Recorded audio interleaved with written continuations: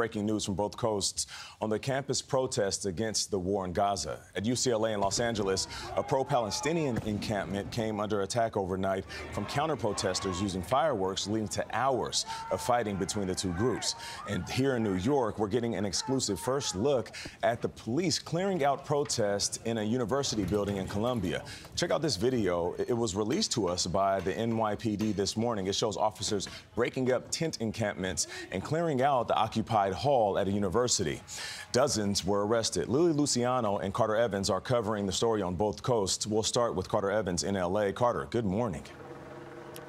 Good morning, Nate. It's been some tense moments here at UCLA, especially over the last couple of hours. And behind me right now, you see California Highway Patrol in riot gear, kind of moving the last of the counter-protesters out of the quad area here. Let me try and explain what's been going on, because we've got pro-Palestinian protesters, and that's the encampment that they've been here for about a week or so. You can see it's fortified. They've put up a barricade, and they've pretty much owned this part of the quad for the last week. And then these protesters, counter-protesters, showed up tonight and started agitating the crowd here. There were some fights that ensued, clearly some violence, and there were some injuries, some incendiary devices. It looked like someone threw some fireworks into the encampment here. So it was certainly a night of violence for some time here, and police were standing by for most of the time, watching calmly as the crowd worked out its disagreements amongst each other and calmed down for the most part. And then police kind of moved in and moved out the counter-protesters. Now, the question is, this has been declared an unlawful assembly here at UCLA right now, this encampment.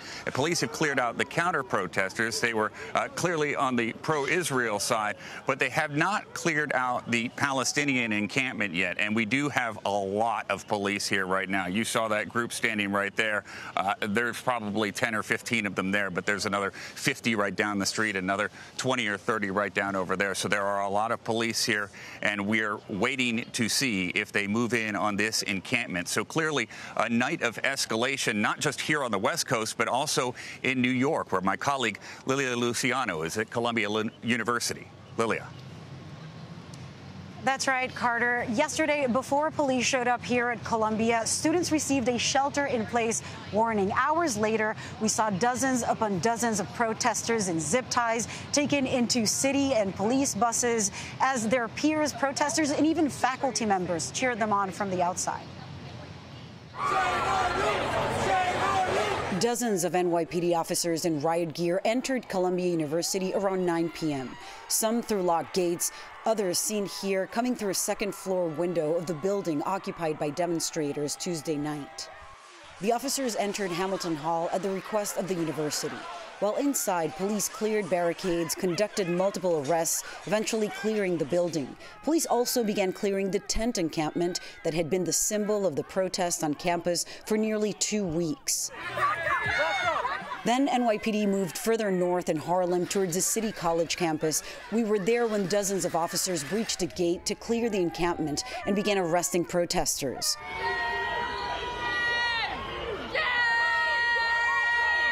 Dozens more students were loaded onto city buses and detained by the end of the night.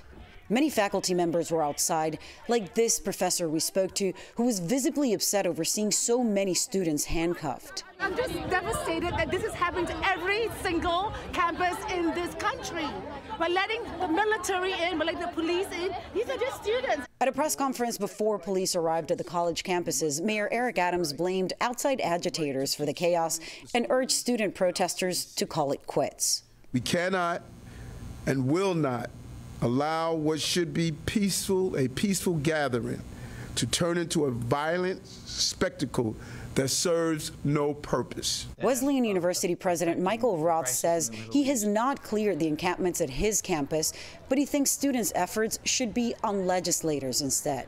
It's the White House that can make a difference on the ground in Gaza and in Israel. And so I think getting our political energies pointed in the right direction could be very powerful.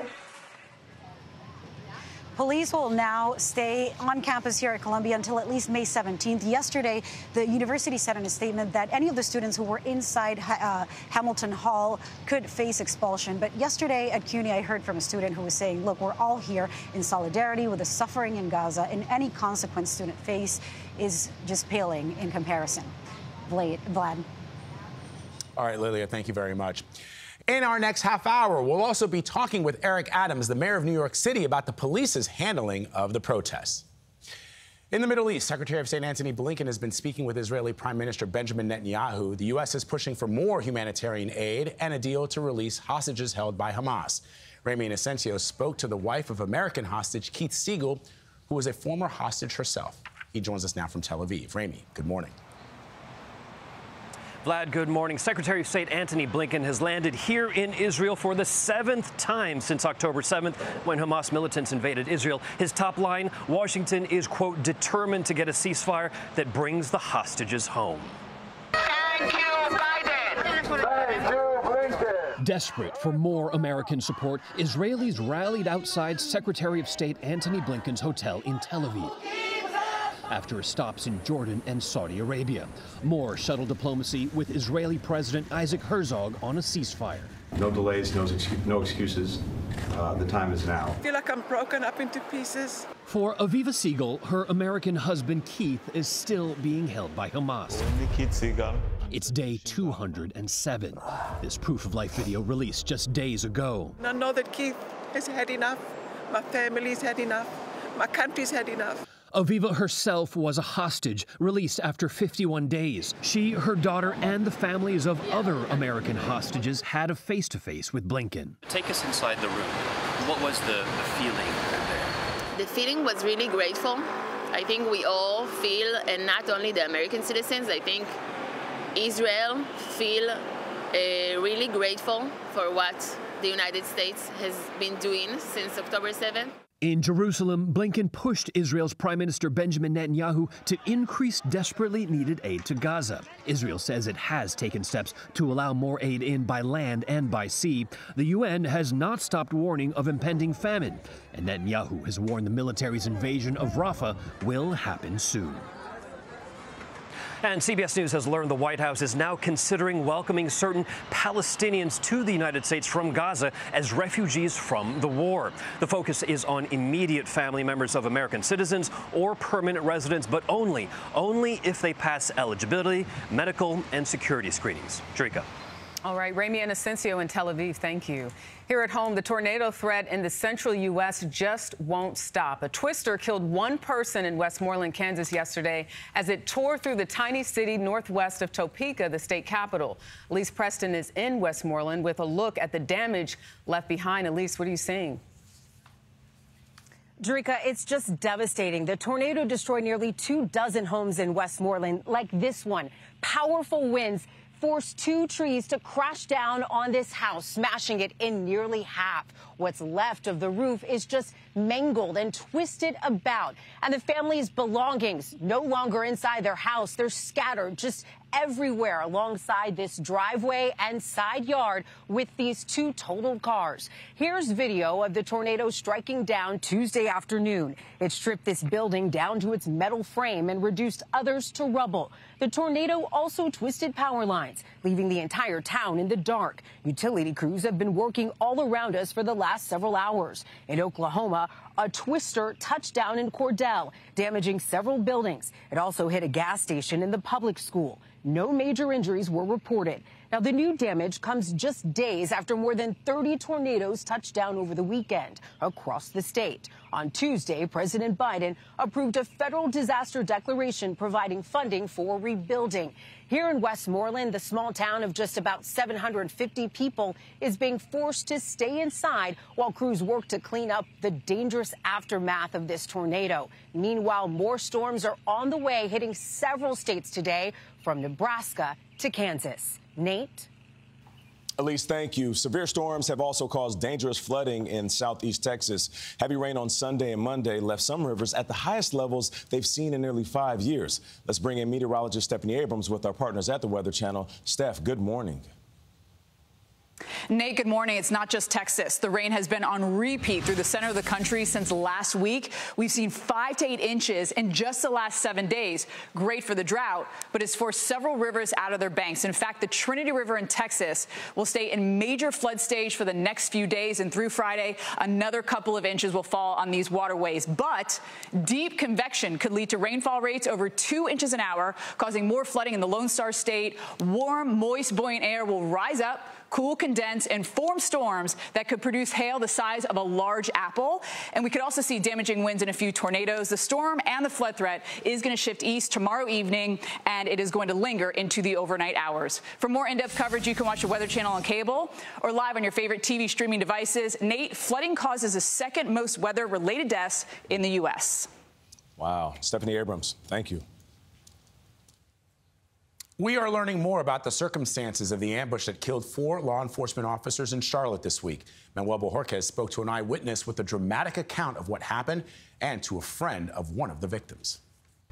This bullet-riddled home is what remains after a dramatic gun battle between a fugitive task force and a convicted felon wanted for firearms possession. From what you saw, the suspect was shooting from that window. From upstairs. Yeah, from upstairs. Sung Chun was at home next door when the firefight broke out. He recorded video of officers taking cover behind this vehicle. This is where the officers perished. Yes, 2 over here and 2 on the other side. The slain officers include Deputy U.S. Marshal Thomas Weeks, William Alden Elliott, and Sam Peloche, both 14-year veterans of the State Department of Corrections, and Joshua Iyer, a member of the Charlotte-Mecklenburg Police Department. All 4 men had children. It's been very tough, and knowing that you have families that are hurting right now. Police Chief Johnny Jennings was emotional Tuesday talking about the fallen officers.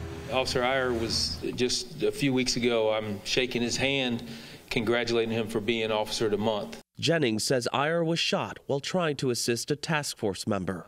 Iyer was once DeMonte White's school resource officer and inspired him to pursue a career in law enforcement.